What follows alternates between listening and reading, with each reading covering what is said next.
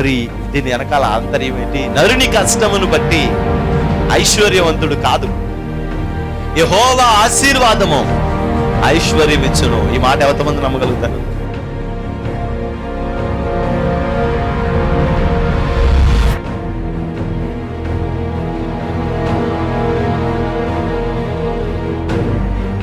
ఆ రక్షణను మనం చూడాలి, అనేక ఆత్మల రక్షణను మనం చూడాలి. దేవుని యొక్క మందిరంలో దేవుడు చేసే అద్భుత కార్యాలన్నిటినీ మన కన్నులారా మనం చూడాలి.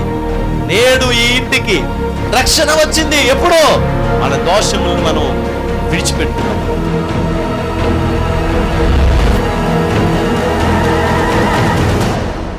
నీ పాపములు శారీరకంగా మరలా చేయకుండా సిద్ధపడి, నువ్వు ఇదిగో నా పాపాన్ని నేను వదిలిపెట్టేశాను, ఇదిగో నేను స్తుతిస్తున్నాను, నేను తప్పు చేశాను ప్రభా అని నువ్వు ఎప్పుడైతే వదిలేసి దేవుని దగ్గర ప్రార్థన చేయడం మొదలుపెడతావో, పరిశుద్ధాత్మ అగ్ని వచ్చి నిన్ను తాకి శుద్ధి చేసి ఈ పాపములో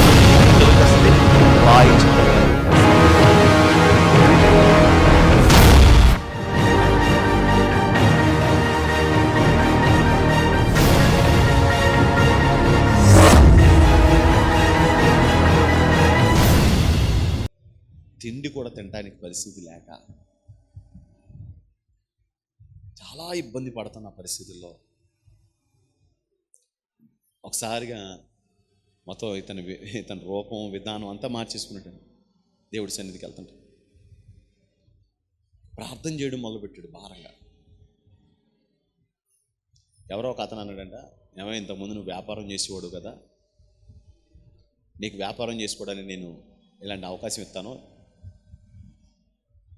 నువ్వు ఏదైనా ఒక వెహికల్ ఏర్పాటు చేసుకో, నేను నీకు ట్రాన్స్పోర్ట్, ఇసుక ట్రాన్స్పోర్ట్ ఇవ్వడానికి, కంకర ట్రాన్స్పోర్ట్ చేయడానికి లారీకి ఒక 500-1000 రూపాయలు మిగులుతుంది. ఒక ఆ వెహికల్ ఉంటే కనుక చిన్న చిన్న వాటిలో నువ్వు ట్రిప్పులు వేసుకోవచ్చు అని అంటే, అతనికి ఒక కాలు లేదు. ఎవరో ఒక అతనికి ఫోన్ చేస్తే వాళ్ళు డబ్బులు పట్టుకొచ్చి ఇచ్చారంట. ఆటో కొనుక్కున్నాడంట. మొదటి రోజు 1500 తోలేసాడంట. మొదటి రోజు 1500 తోలేసాడంట.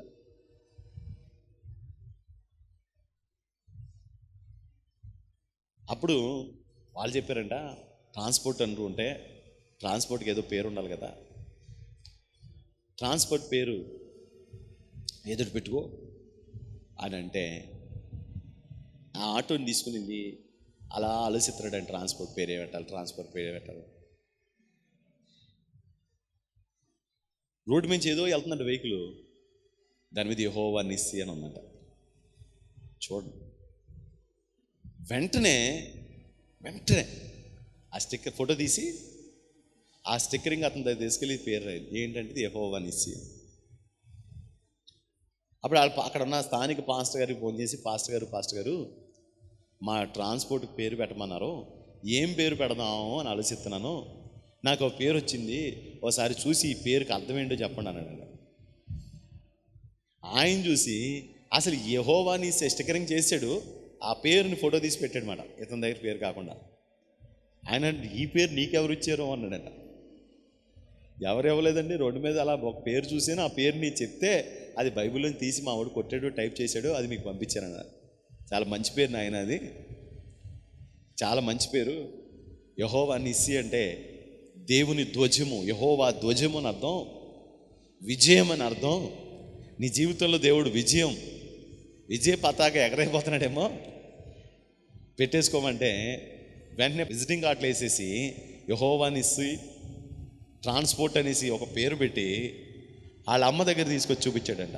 వాళ్ళ అమ్మ ఒక్కసారి ఏడుపడ్డ, నాయన ఇది మన సంఘం పేరు, మేము బాప్తిజం పొందుకున్న సంఘం పేరు, ఇది మేము వెళ్ళే సంఘం పేరు, మనల్ని ఆదరించిన సంఘం పేరు ఇది ఆయన అంటే. అక్కడ ఉన్న వాళ్ళకి ఫోన్ చేస్తే రోజు కొన్ని లారీలు వెళ్తారంట. ఆయన అంటాడు, తినడానికి తిండి లేదండి, మాకు తినడానికి తిండి లేదండి, కానీ ఈరోజు 10 మందికి తిండి పెట్టగలిగే గొప్ప దేవుడు నాకు ఇచ్చాడు. చాలా ఇబ్బంది పడ్డామండి. ఎవరండి? ఈవిడ వెళ్ళి చెప్పినంత మాత్రం ఏం లేదు, అతను కాళ్ళు పట్టుకుంటే ఏం లేదు, పిల్ల కనికరం పడమని ప్రాధేయపడితే అడగలేదు, భార్య చనిపోతే కూడా అడగలేదండి, మారలేదండి. కానీ పరిశుద్ధాత్మ దేవుడు క్రియ చేశాడు. ఇక్కడ శక్తి లేదు, నాలాంటి సేవకుడు వచ్చి వెళ్ళి బలపరిచింది లేదు, కానీ పరిశుద్ధాత్మ దేవుడే కార్యం చేశాడు. నీ బిడ్డ విషయంలో పరిశుద్ధాత్మ దేవుడు ఎందుకు కార్యం చేయడు? పరిశుద్ధాత్మ దేవుడు మనకు ఎందుకు కావాలంటే, పరిశుద్ధాత్మ చేత మనం ఎందుకు నింపబడాలంటే, పరిశుద్ధాత్మతో ఎందుకు మనం నడవాలంటే, మనం ఎవరినైనా సరే మన దగ్గర మన స్వాధీనంలో ఉంచుకోవాలంటే వాళ్ళతో మనకేం ఉండాలి? మాటల సంభాషణ ఉండాలి. లేదనుకోండి ఏమైపోద్ది? కమ్యూనికేషన్ గ్యాప్ వచ్చేస్తుంది. మాట్లాడుతూ ఉండాలి. ఎదుటి వాళ్ళతో ఫోన్లో మాట్లాడినా సరే ఏమవుతూ ఉంటుంది? ఎదుటి వాళ్ళతో మన సంబంధం ఏమవుతూ ఉంటుంది? బలపడుతూ ఉంటుంది. ఇప్పుడు మనం పరిశుద్ధాత్మలో మాట్లాడుతూ ఉంటాం అన్నమాట దేవుడితో. దేవుడి స్తోత్రం, హల్లెలూయా. ఏమండి, ఒక్కొక్కళ్ళు కొన్ని పరిచర్యల్లో వాళ్ళు మాట్లాడుకుంటూ ఉంటారు. ఏమండి మీరు ఏం మాట్లాడుకుంటున్నారండి అన్నాం అనుకోండి, వాళ్ళు అంటూ ఉంటారు మేము భాషల్లో మాట్లాడుకుంటాం. వాళ్ళ అసమానం అంటే మా దగ్గర ఉన్న దేవుడు మా దగ్గర ఉండాలి. మేము ఎప్పుడు దేవుడితో మాట్లాడుతూ ఉండాలి. మాకు దేవునితో ఉన్న సంబంధం ఎట్టి పరిస్థితుల్లోనూ కట్టవడానికి వీల్లేదు. అలా జరగాలంటే పరిశుద్ధాత్మతో ఎప్పుడు మేము కదులుతూ ఉండాలి. మేము నడుస్తున్నాం అనుకోండి, మాతో కూడా ఎవరు రావాలి? పరిశుద్ధాత్మ దేవుడు రావాలి. హల్లెలూయా. మేము ఇంట్లోకి వెళ్ళి మా గదిలో పడుకున్నాం అనుకోండి, మాతో పాటు ఎవరు ఉండాలి? పరిశుద్ధాత్మ దేవుడు ఉండాలి. దేవుడికి స్తోత్రం. మేము మాట్లాడుతున్నాం అనుకోండి, మాతో పాటు పరిశుద్ధాత్మ దేవుడు మాట్లాడాలి. మేము ఇంట్లో ఉండి ఒక పాట పాడుతున్నాం అనుకోండి, దాంట్లో పరిశుద్ధాత్మ దేవుని శబ్దం బయటికి వెళ్ళాలి. మేము ఎవరికైనా ఏదైనా సాయం చేసామనుకో, ఆ సాయంలోని పరిశుద్ధాత్మ దేవుని సాయం వెళ్ళాలి. మేము ఎవరి కోసమైనా ప్రార్థన చేస్తున్నాం అనుకోండి, పరిశుద్ధాత్మ దేవుడే మాలో ఉండి వాళ్ళ కోసం విజ్ఞాపన చేసి జవాబునివ్వాలి. ఇది పరిశుద్ధాత్మ దేవుడు చేసే కార్యం. హల్లెలూయా, హల్లెలూయా, హల్లెలూయా, హల్లెలూయా. పరిశుద్ధాత్మ దేవుడు ఉన్నాడు అనుకోండి మన దగ్గర, మనం వెతికే విధానం వేరు. పరిశుద్ధాత్మ లేడనుకోండి, మనం వెతికే విధానం వేరు. పరిశుద్ధాత్మ ఎప్పుడైతే మనలో పనిచేస్తున్నాడో మనం వెతకడమే వ్యత్యాసంగా ఉంటుంది. స్తోత్రం. మనం వెతికే విధానమే వ్యత్యాసంగా ఉంటుంది. ఆమేన్, హల్లెలూయా, హల్లెలూయా. పరిశుద్ధాత్మ ఉన్నవాడికి పరిశుద్ధాత్మ లేని వాడికి చాలా తేడా ఉంటుంది. పరిశుద్ధాత్మ లేని ఆలోచనలన్నీ వేరుగా ఉంటాయి. పరిశుద్ధాత్మ దేవుడు మనలో ఉంటే ఎప్పటికప్పుడు మనం చిగురిస్తూ ఉంటాం. చిగురిస్తున్న చెట్టు ఎప్పుడు చూసినా మనకి ఎలా కనబడుతుంది? అబ్బా భలే కనబడుతూ ఉంటుంది. ఆ మొద్దు వారిపోయి అలా, జట్ట కారిపోయి అలా జీవరోగం అంటూ ఉందనుకోండి, ఆ చెట్టును చూసి మనకు అసహ్యం వచ్చేస్తూ ఉంటుంది. పరిశుద్ధాత్మ ఎవరిలో అయితే ఉన్నారో వాళ్ళు ఒకలాంటి చిగురు ఎప్పుడు చిగురింతా ఉంటారు. అప్పుడు ఆ చెట్టుని ఎవరు చూసినా సంతోషించారు. భలే చిగురెత్తులాంటి చెట్టు, భలే ఎదుగుతుందండి. దాన్ని నీళ్ళు లేవండి, అందుకే మొద్దు బారిపోయిందండి. అదో రకమైన జీబ్రోమ్ అంటూ ఉంటుంది. ఆ చెట్టుకి ఏమి లేవు. ఏంటంటే ఇక్కడ మన మామిడి చెట్టు ఉంది కదండి, ఈ మామిడి చెట్టు దగ్గర పైపు ఈ జేసీబీ తీసుకొచ్చి ఆ శుభ్రం చేస్తున్నాడు. పైపు ఏర్పరిచి చిన్న బెజ్జి పడిపోయింది. మోటార్ వేసినప్పుడల్లా నీళ్ళు ఎన్ని వచ్చేసి దాని మీద పెద్ద గుట్ట ఉంది. ఆ గుట్ట తీస్తే కానీ దాన్ని రిపేర్ చేయడం కుదరదు. నీళ్ళు వచ్చేస్తాండి, ఎక్కడి నుంచి వచ్చేస్తానో తెలిసేది కాదు. ఆదివారం చూస్తాం, మళ్ళీ ఆదివారానికి మళ్ళీ వస్తాం మనం. నేను మధ్యలో శుక్రవారం ఎప్పుడో ప్రార్థనకి వెళ్తా ఇటు దేనికి వచ్చాను. ఇచ్చేటప్పుడు కండి చెట్టు అంతా పచ్చగా అయిపోయిందండి. మొత్తం చెట్టు అంతా చిగురండి, మామూలు కాదు. చెట్టు మొత్తం చిగురింగ్ చేసిందండి. ఎందుకు? నాకు నీళ్ళకి ఎంత ఎఫెక్ట్ ఉంటుందని నాకు ఆ రోజు అర్థమైంది. నీటి కాలువ వారన నాటబడిన చెట్టు అని బైబిల్లో రాసి ఉంటుంది కదా. నీటి కాలువ వారన నాటబడిన చెట్టు ఎలా ఉంటుంది? దరిద్రంగా మనలా ఉంటుందా? చెప్పాలి, పచ్చగా ఉంటుంది. ఎలా ఉంటుంది? అంతేనండి. పైపు రిపేర్ చేసాం, పచ్చదనం పోయింది చెట్టుకి. అది పాపం ఎంత ఆశగా ఉందో, మొత్తం ఏర్లన్నీ మొత్తం పీల్ చేసుకుని గబగబా గబగబా గబగబా మొత్తం చెట్టు అంతా చిగురించేసింది అది. అప్పుడు నేను ఆలోచించాను అనమాట, ఈ చెట్లన్నిటికీ ఏదోటి సదుపాయం చేయాలి, నీటి సదుపాయం చేయాలి, వీటికి నీళ్ళు వచ్చేటట్టు ఏదోటి ప్లాన్ చేయాలి మనం. ఆ నీళ్ళనే పరిశుద్ధాత్మ అన్నాడు దేవుడు. కొన్ని మొక్కలు ఎదగట్లా, కొన్ని మొక్కలు కాయట్లా, కొన్ని మొక్కలు చిగురించట్లా. కారణం పరిశుద్ధాత్మ అనే నీళ్లు లేవు. ఆ మొక్క ఎదుగుతుంది, నువ్వెవ్వరి మాటలు పట్టించుకోకు, నువ్వెవ్వరిని పట్టించుకోకు. నిన్ను చూసి క్రొత్త ధనాన్ని చూస్తారు ప్రజలు. నీ మాట విని ప్రజలు ఆసక్తిగా ఆలోచిస్తూ ఉంటారు. ఆయన లేకపోతే జరగదండి. ఆయన లేకుండా ఏం చేస్తావు నువ్వు? ఆయన లేకుండా మనం ఏం చేస్తాం? మన ఇంట్లో, మన ఒంట్లో, మన బ్రతుకులో, మన నడకలో, మన ఉద్యోగంలో, అన్ని చోట్ల పరిశుద్ధాత్మ దేవుడు మనతో కూడా ఉండాలి. మనతో ఉండేటట్టు మనం చూసుకో. ఆ అభిషేకం, ఆ ప్రసన్నత మన మీద ఉండాలంటే, చాలామంది మాట్లాడుకుంటూ ఉంటారు, మనం కూడా ఏం చేస్తూ ఉండాలంటే మాట్లాడుతూ ఉండాలి. ఏం చేస్తూ ఉండాలి? ఎవరితో? నాతోనా? ఏమండి? పరిశుద్ధ ఆత్మతో మాట్లాడుతూ ఉండాలి. పరిశుద్ధాత్మ దేవుడితో ఎప్పుడు మాట్లాడుకుంటూ ఉండాలి మనం. పరిశుద్ధాత్మ దేవుడిని ఎప్పుడు నోట్లో అలాగ స్తుతిస్తూ ఉండాలి, ఆరాధిస్తూ ఉండాలి. ఆయన మార్గం, ఆయన మనకు రూట్ ఏర్పాటు చేస్తాడు తండ్రితో మాట్లాడడానికి. కాబట్టి ఆత్మలో మీరు ఎప్పుడు కదులుతూ ఉంటారో, ఆత్మలో ఎప్పుడైతే మీరు అలా అభిషేకించబడుతూ ఉంటారో, మీరు దేవునితో ఎప్పుడైతే అలా మాట్లాడుతూ ఉంటారో, అప్పుడు మీలో ఒక వింతైన కార్యాలు ప్రారంభమవుతూ ఉంటాయి. అప్పుడు ఏమవుతుంది సార్? దర్శనాలు కనపడుతూ ఉంటాయి. దర్శనాలు కనపడుతూ ఉంటాయి, ప్రత్యక్షతలు అనుగ్రహించబడుతూ ఉంటాయి. మంచమే పడుకుని ఏంటి దర్శనం మనం చేసేది? ఇప్పుడు నేనేం చేస్తాను చెప్తాను. ఈ నెల పలానా ఓడికి డబ్బులు ఎంత కట్టాలి, వడ్డీలు ఎంత కట్టాలి, కూరగాయలడికి బిల్లులు ఇవ్వాలి, సిమెంట్ కొట్టోడికి డబ్బులు కట్టాలి, ఎస్కోట రేపు వచ్చేస్తాడు, ఆడికి డబ్బులు సరిపెట్టేయాలి. ఇది నా ఇంటెన్షన్. మీ చెప్పండి, చెప్పండి, మీరేంటి ఆలోచన? ఏమా కొంచెం తేడా అటు ఇట్లో మీరు కూడా అలాగే ఆలోచిస్తూ ఉంటారా? ఎలాగా? అద్దె కట్టడానికి అండి, అద్దె అంటున్నా. నెల ఆచరికి అద్దె కట్టాలి, రేపు పొద్దున అద్దె కట్టాలి, ఇంటి అద్దె కట్టాలి, షాప్ అద్దె కట్టాలి, పిల్లల ఫీజులు కట్టాలి, ఇంకండి పెట్రోల్ కొట్టించాలి, వాళ్ళ దగ్గర డబ్బులు తెచ్చి దానికి ఇంట్రెస్ట్ కట్టాలి, బంగారం బ్యాంకులో పెట్టాం. అతను పడుకునేటప్పుడు ఏంటి మన ఆలోచనలు?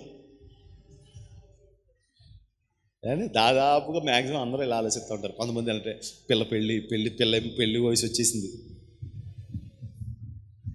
పిల్లకేమో పెళ్లి వయసు వచ్చేసింది, డబ్బులు లేవు, ఇతను చూస్తే సరైనోడు కాదు, పిల్లకి పెళ్ళి ఎలా అవుతుంది? ఈ పిల్లకి పెళ్ళి అవ్వకపోతే నేనేమైనా చచ్చిపోతే ఏంటి పరిస్థితి? ఈ లోపల నాకు హార్ట్ అటాక్ వస్తే నా పిల్లని ఎవరు చూసుకుంటారు? పంపదీసి మా బావగారు వాళ్ళు కానీ తీసుకెళ్ళిపోతారేమో, వాళ్ళ ఇంట్లో పనికి పెట్టేసుకుంటారేమో,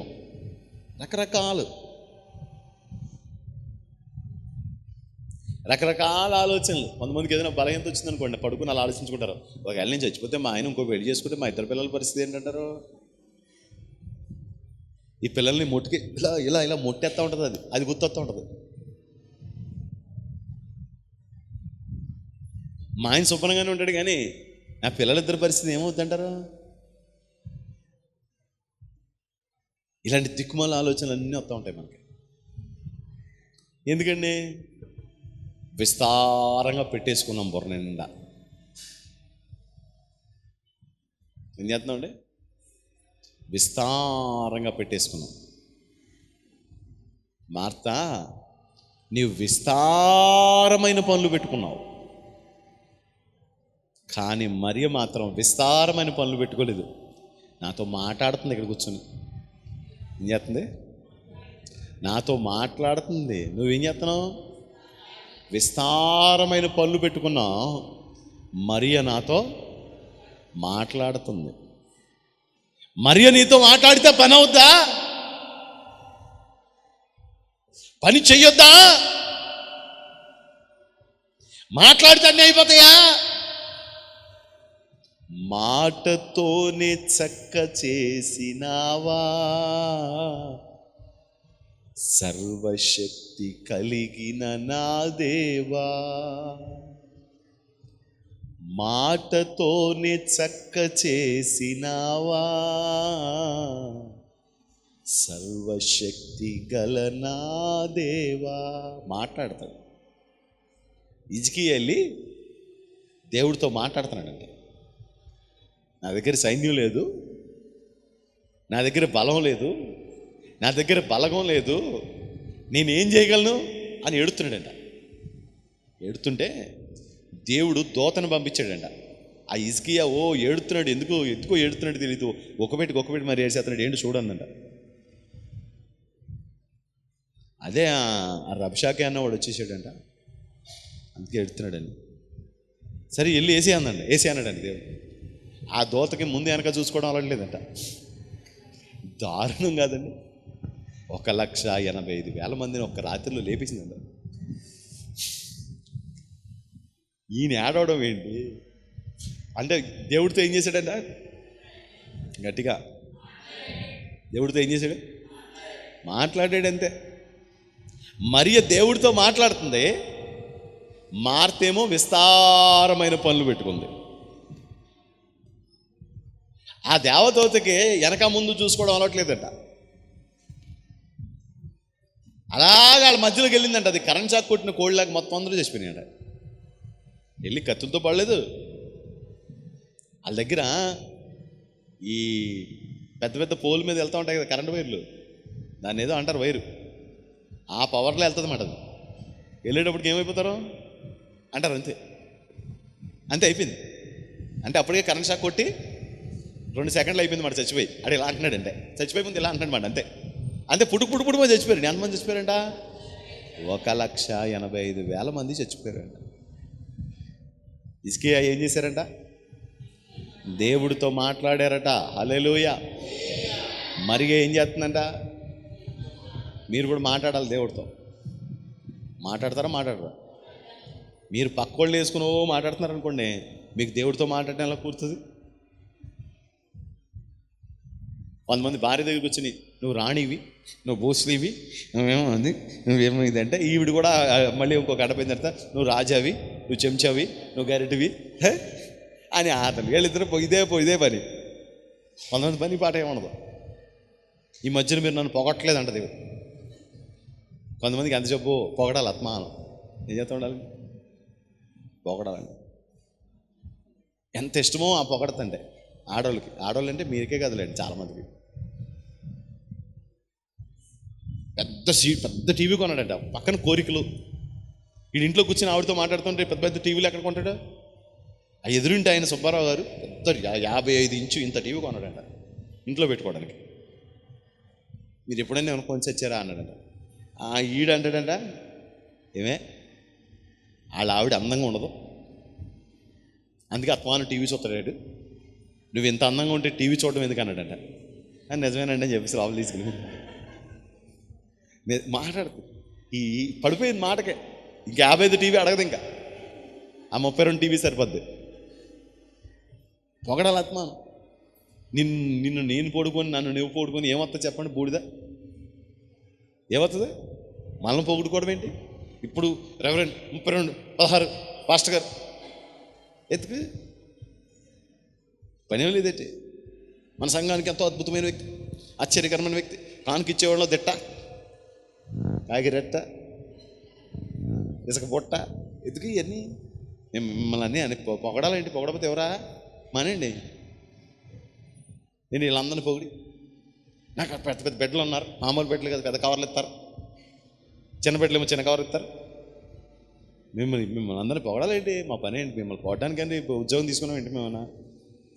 కొంతమందికి ఎంత ఇష్టమో. ఎవరైనా కానుక వాళ్ళ పేరు కానీ చెప్పి మైక్లో కానీ చదవలేదు అనుకోండి, ఇంకెవరు ఎందుకంటే వేస్ట్. ఇచ్చిన వేస్ట్.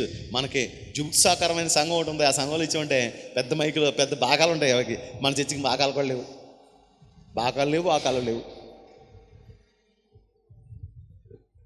అవి ఉన్నదన్నా ఆ మైకులన్నా, ఆ చిన్న మైకులన్నా చెప్తావేమో చూస్తాను. ఎప్పుడైనా నీ పాపిష్టి మా పెట్టుకుని నా పాపిష్టి పేరు నీ మైకులే చదువుతాను అనుకుంటే ఎప్పుడు చదివేసావో ఎందుకు? మీరు నాకు ఇచ్చారండి, లేదా నేను మీకు ఏమైనా ఇవ్వగలనా? తిరిగి ఫోన్లు ఇచ్చారు, నేనేమైనా తిరిగి ఇవ్వగలనా? ఓ ఆనందపడిపోయి మెలుగులు తిరిగిపోవడం ఎందుకు? వాళ్ళని చెప్పుకొని మనకు దేవుడు ప్రతిఫలం ఇస్తాడు. అది మనుషులను ఎందుకు పొగుడుకోవడం? దేవుణ్ణి పొగడాలి, దేవుణ్ణి పొగడాలి. మనుషులను ఎందుకు పొగుడుకోవడం? దేవుణ్ణి గణపరచాలి. దేవుని మందిరంలో దేవుడు గణపరచబడాలి, దేవుడు మహిమపరచబడాలి, దేవుడు ఆ స్థలంలో స్తుతించబడాలి. హల్లెలూయా, హల్లెలూయా, హల్లెలూయా. దేవుడు స్తుతించబడాలి, మహిమపరచబడతా ఉండాలి, ఘనపరచబడతా ఉండాలి. కొంతమంది ఎవరికైనా పోయారనుకోండి, ఆ పోయిన వాళ్ళ గురించి ఒకసారి రెండుసార్లు మాట్లాడాలి. ఇంకా అదే పని కదా, ఆ పోయిన వాళ్ళ గురించి మనం బాధ కానీ చేయకూడదు. పోయారుగా. కొంతమందికి ఎంత ఆనందం, మా అమ్మ గురించి ఒకసారి చెప్తావా, మా నాన్న గురించి అయిపోయాడు, మీ నాన్న పని అయిపోయింది, మీ అమ్మ పని అయిపోయింది, వాళ్ళ గురించి వాళ్ళ కార్యక్రమంలో వాళ్ళ విషయాలు అన్నీ అయిపోయినాయి. ఇంకా అస్తమానం మా తాతయ్య చేసినాడు, మా తాతయ్య చేసినాడు, ఎందుకు? అయిపోయింది. మనం చెప్పుకోవాల్సిన ఆయన యేసు ప్రభు గురించి చెప్పినప్పుడు మనం కూడా ఏం చెప్పాలి? అదే రూట్లో వెళ్ళాలండి. మా తండ్రి గారు క్రీస్తు శేషులు, డబ్బా డాష్, ఆయన చాలా చేశాడు, ఏం చేశాడు, ఎందుకు డబ్బా కౌర్లు? మనం ఇక మాట్లాడుకోవాలి. ఎప్పుడైనా సందర్భం అయితే ఇంక తర్వాత మళ్ళీ అతమానవు డబ్బా కొట్టి ఎందుకు డబ్బా? మా తాత చేశాడు, మా నాన్న చేశాడు, ఏం చెప్తే ఏముంది? ఇప్పుడు ఏమన్నా మనకేమన్నా ఒరిగేది ఉందా? యేసు ప్రభు ఇది చేశాడు, మనకి మంచి జరుగుతుంది. హల్లెలూయా, హల్లెలూయా. కాబట్టి మన దేవుడి గురించి మీరు మాట్లాడుతూ ఉండాలన్నమాట. మరియమ్మ ఏం చేసిందంట? హిజ్కియా ఏం చేశాడంట? దేవుడితో మాట్లాడాడంట. దేవుడితో మాట్లాడుకోవాలి మనం. అస్మానం దేవుడితో మాట్లాడుతూ ఉండాలన్నమాట. హల్లెలూయా, హల్లెలూయా. నువ్వు మాట్లాడతావా? నువ్వు నేను మాట్లాడబోతే నేను ఎందుకు పనికిరాడబోతాను, నువ్వు మాట్లాడబోతే నువ్వు ఎందుకు పనికిరాడబోతావు. ఇక నీది నాకు రాదు, నాది నీకు రాదు.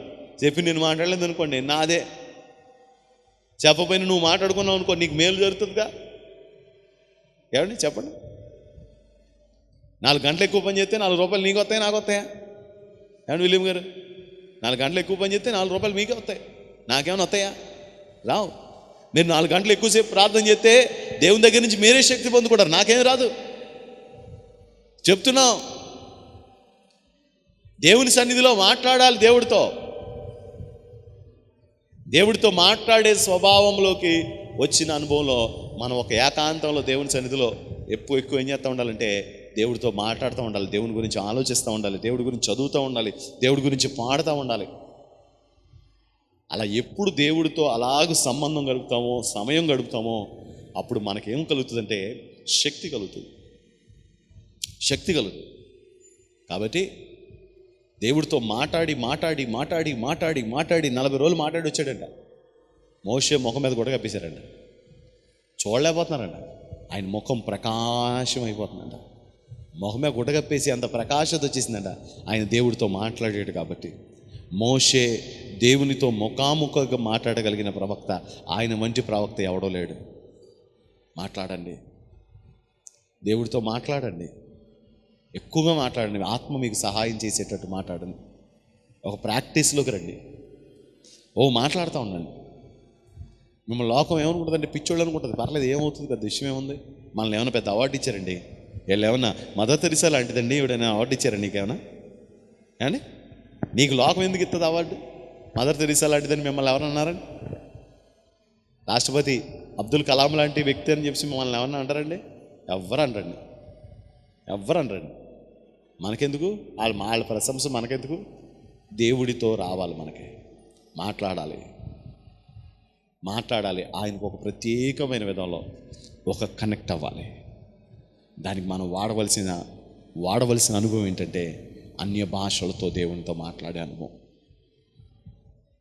అన్య భాషలతో దేవునితో మాట్లాడాను. నేను దేవుడితో మాట్లాడాలి. ఎలాగా? అన్య భాషలతో మాట్లాడాలి. నా ఆత్మ ఫలభరితం అవుతుందంట. అసలు నా ఆత్మ ఏమవుతుందంట? ఫలభరితం అవుతూ ఉంటుంది. ఒక ఫలాలు అనుభవిస్తూ ఉంటుంది నా ఆత్మలో. ఒక తెలియని ఒక తేజో సంబంధమైన ప్రసన్నత నా ఆత్మ అనుభవిస్తూ ఉంటుంది. మాట్లాడుతూ ఉండాలి. అందరూ మోకరిందమ్మా, మాట్లాడతాం దేవుడితో. అన్ని భాషలు మాట్లాడగలిగిన వాళ్ళందరూ కూడా ఎవ్వరు సిగ్గుపడకండి. ఏమంటే నాకు డ్రమ్ము కొడితే కానీ భాష రాదని అన్నారనుకోండి, మీరు మాట్లాడకండి.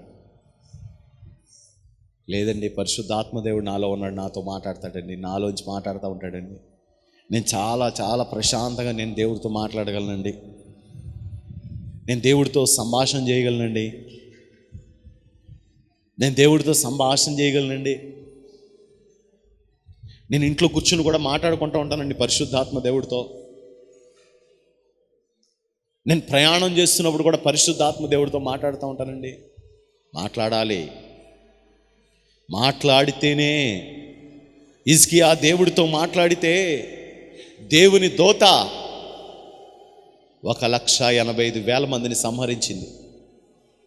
నువ్వు కూడా మాట్లాడాలి.